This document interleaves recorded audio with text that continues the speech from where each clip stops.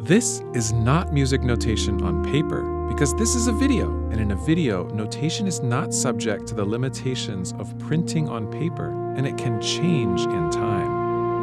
I'm going to show you some ways to improve notation when it's part of a video, which make it either easier to follow or more aesthetic to look at. Here are some simple examples. You can change the background and notation color to create a visual aesthetic that fits the musical material, or add a moving cursor, which makes it easier to locate where you are in a score. Another option is to eliminate the concept of pages entirely, have a stationary cursor, and move the score instead. And you can still keep the clefs and key signatures there as well. That's really just the beginning of what's possible, and I'll show you ideas with notation later that are more radical and not limited to a Western 5-line staff. I'll also show you my workflow for using notation in a video.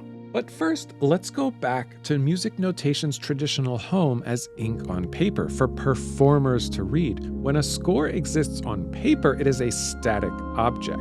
You can choose where to look and when, but the score itself doesn't change. A certain amount of information fits on each page, and when it's time to move on, you turn to another page. Nowadays, being a listener has changed, and there has been an explosion in popularity of watching videos in which you can listen to music while following the notation. That's probably because if you know how to read it, seeing a score can clarify what you're hearing. In these circumstances, the scores are no longer on paper though. They're part of a multimedia object and hence no longer constrained by the rules of paper. Videos, unlike paper, are dynamic objects that change in time. Working with notation as a dynamic object can pose technical challenges like clefs falling off the screen or having really jerky cursor motion. So here's a quick workflow on the tech side of things if you want to do notation in a video. Notation on pages is designed to efficiently pack information into finite spaces, but that often leads to beats taking up more visual space when they have more notes, and that's a problem for a moving cursor or scrolling score since it's awkward to have it speed up and slow down for different beats. That's why I adjust everything up front with note spacing that is more proportional to durational values, but it's up to you the extent to which you want this proportionality.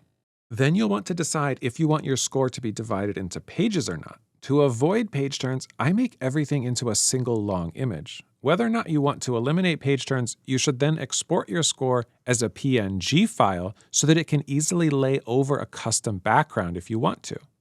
Then take your score image and move it into a video editor. And you can make the notation pop out a bit by darkening and blurring the background to get some faux bokeh. For your cursor, any object or image can work, but I keep it at a lower opacity to avoid blocking out the score. You can move it around by setting a few location keyframes to match the audio. Or you can have a stationary cursor and move the score image instead. If you want to keep the clefs and key signatures on screen, make them separate layers and crop out the clefs in the moving score. Getting smooth motion with a cursor and a nice background is an improvement, but I still think that's only the beginning of what's possible with notation in video. With a little detour into image editing software and some creative spark, there are so many more possibilities. And I should also add that music notation absolutely does not need to mean a Western staff notation. Here's a little sampling of things I've experimented with so far on my channel that take advantage of the video medium for notation. Adding animation for a change in polymetric roles of different voices. Switching to circular notation when discussing musical continuity between the Rings of Power and the Lord of the Rings. Reversing cursor direction when discussing how one theme is a backwards version of another. Showing in real time types of musical accent as they happen.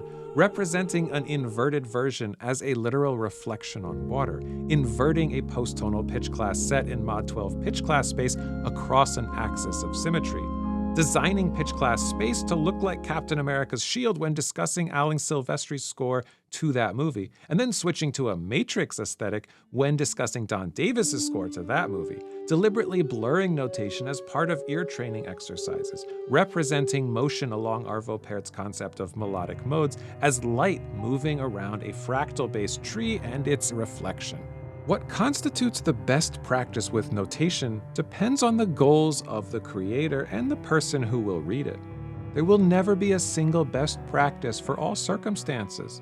But having notation in a video fundamentally shifts the static paper paradigm into the realm of dynamic possibility. Notation in video shouldn't be held back by a foundation built on paper.